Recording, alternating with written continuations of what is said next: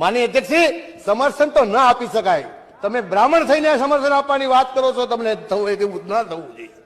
માનનીય અધ્યક્ષજી, કલમ 6 આ કલમથી શહેરી વિસ્તારોને ઢોર લાવવા પર પ્રતિબંધ મૂકવા માટેની જોગવાઈ કરી છે. માનનીય અધ્યક્ષજી, અમારા ઢોર, હું ખેડૂતનો દીકરો છું, કુકા રોડ ઉપર મારી વાડી છે.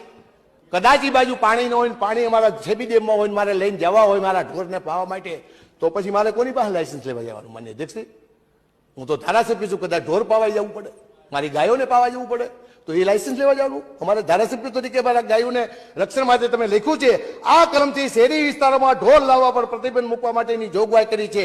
એ ગાયોને પાવી કે ન પાવી? માનનીય અધ્યક્ષજી, અમારી વાડીમાં પાણી સુકાઈ જાય અને ડેમ, અમારો ઠેબી ડેમ બીજી સાઈડમાં છે, એ ઠેબી ડેમમાં પાણી હોય અને મારે ગાયો પાવા જવી, તો મારે કોની પાસે મંજૂરી લેવા જવી? આવી મંજૂરી ક્યાં લાગવા માંગુ છું? હું તો શહેરી વિસ્તાર છે અમરેલી.